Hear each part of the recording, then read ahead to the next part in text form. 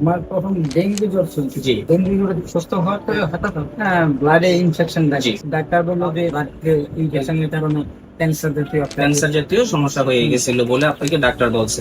তো আপনি আমাদের এখানে আসছিলেন গত 2024 সালের আগস্ট মাসে আমাদের এখানে চিকিৎসা শুরু করলেন। তো চিকিৎসার কতদিনের মধ্যে আপনার সেটা ব্লাড ক্যান্সারটা নেগেটিভ আসলো? এটা 2-3 মাস খাওয়ার পরে আস্তে আস্তে উন্নতির দিকে যাচ্ছে। আল্লাহর রহমতে আপনি মানে আগস্টে আমাদের এখানে চিকিৎসা আসেন, আগস্ট 2024-এ।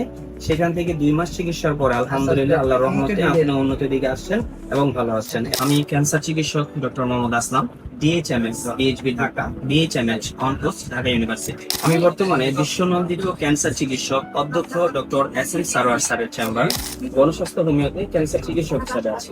স্যারের সুরের সাথে মিলিয়ে বলি, ক্যান্সার হলে অ্যান্সার নেই সে কথার কোনো ভিত্তি নেই।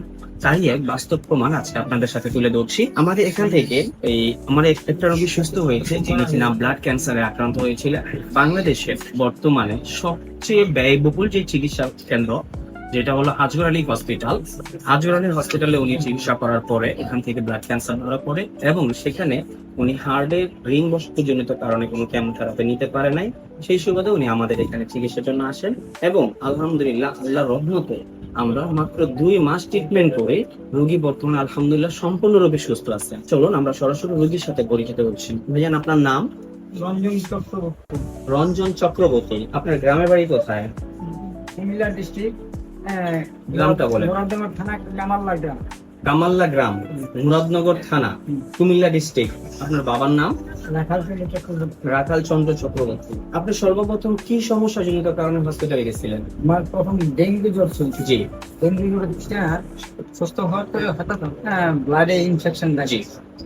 ডাক্তার বললো যে ব্লাড ইনফেকশনের কারণে ক্যান্সার জাতীয় সমস্যা হয়ে গেছিল বলে আপনাকে ডাক্তার বলছে।